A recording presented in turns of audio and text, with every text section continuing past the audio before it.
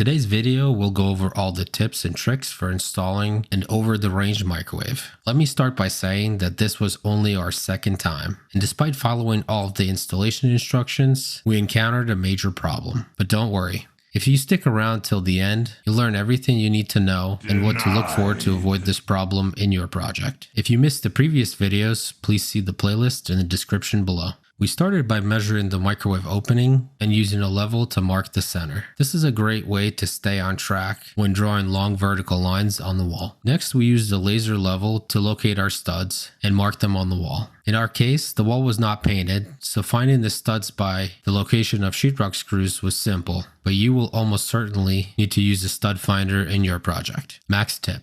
The wall behind the stove typically houses utilities such as gas, electric, or both, so take extra precautions to avoid them during installation. We then moved on to the microwave preparation. Before you install any over-the-range microwave, make sure the blower motor is in the proper position. If you can see the fan fins and have a vent to the outside of your house, you can go ahead and proceed. But if you're like us and don't have a vent to the outside, flip the blower motor so it's facing forward as shown in this step. You should have no trouble locating the 2 or 3 clearly marked screws that typically hold it in place. Depending on the model, the cover plate either folds up, as in our case, or it slides back. Pull the motor completely out of the unit, rotate it forward, place it back into the unit, and secure it with the same screws. Keep in mind that different brands ship blowers in different orientations, so double check this with each installation. With the blower in place, we remove the microwave mounting bracket in preparation for the wall mounting. But first, we must measure the unit's height from the back and mark it on the wall. In our case, the mounting bracket will be 16 3/4 inches down from the cabinet above. Unless you're installing the same exact model of the microwave as we are, take your own measurements because they may be different. We are now ready to attach the mounting brackets.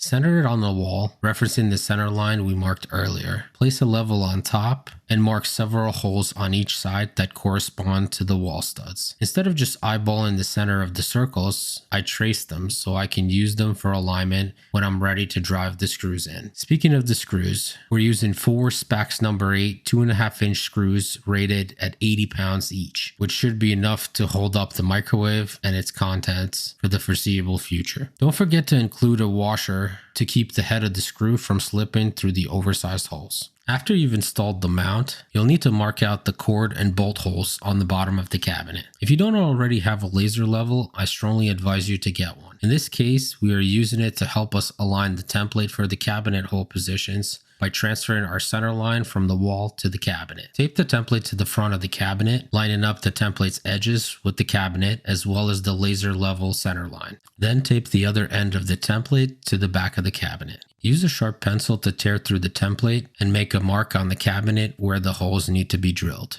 Because you only get one shot at this, remove the template and double check your hole positions by measuring the locations of the holes on the microwave like we're showing here, and confirm that they match your marked holes on the cabinet before you start drilling. We are satisfied with our measurements and are ready to begin drilling holes. We need to drill 3 holes in total. 1 here for bolt 1, 1 here for bolt 2, and 1 for the power cord back here. For this, we chose to use the Forstner bits sized to the dimensions specified on our template for making the holes. Max tip. Because we don't want any tear outs or new cabinets, we're pre-drilling the holes from the bottom for both bolts. Then using a small bit, like this one, drill all the way through the cabinet to mark the drill points so we can finish drilling out the 2 bolt holes from the top. We then repeated the process for the 3rd and final power cord hole before hanging the microwave. The microwave installation is fairly simple. The back corner of the microwave is placed on the mount. The power cord is fished through the base of the cabinet and the unit swings up into place, where it is secured to the cabinet by the 2 bolts from the top. Max tip. If the bottom of the cabinet is recessed, make sure you use a spacer, like shown here, before securing the screws so they don't damage the base of the cabinet. Remember how I mentioned at the beginning of the video that we ran into a problem? So as I was securing the microwave oven, I began to notice some hole alignment issues. The power cord didn't quite line up with the hole we drilled, and the screws were going in at an awkward angle towards the back of the cabinet. I initially thought the template was incorrect, but we confirmed the hole locations directly on the unit, and they matched the hole markings on the cabinet bottom. So before dealing with the alignment problems, I decided to test the unit to make sure it works. I plugged it in and tried to open the door, but it wouldn't go any further than halfway. At first, I didn't really understand what was going on, and you're probably just as confused as I was at this point. It turns out that different microwaves use different hinges with varying offsets when the door swings open. For example, my microwave at home barely protrudes past the side with the door open, but this one swings the door out to the side far enough to hit the cabinet box, preventing the door from fully opening. To correct this, we must move the microwave forward far enough to clear not only the cabinet box, but also the cabinet door. We removed the unit and measured its side from the door hinge to the back of the unit. Then we transferred that measurement to the cabinet, accounting for the thickness of the door with a scrap piece of cover panel and marking a line where the mounting rail should go. This will push the microwave forward past the door to about here. So this way, when the microwave door opens, it will just overlap the cabinet door and we should be fine.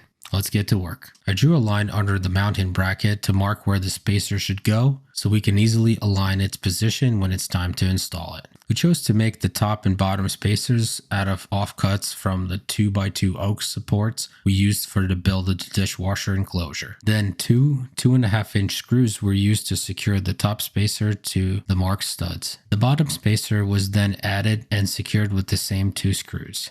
Finally, we leveled and installed the mounting bracket with 2 more 2.5-inch screws on each side, making sure they hit the stud to maintain the original installation strength. With the brackets in place, it was time to reinstall the microwave. After this modification, the power cable holes and the 2 bolt holes lined up perfectly. So we installed the cabinet door to ensure that the microwave door would clear it before calling it good. The test was a huge success, and I can't wait to show you what the finished product looks like. Check it out.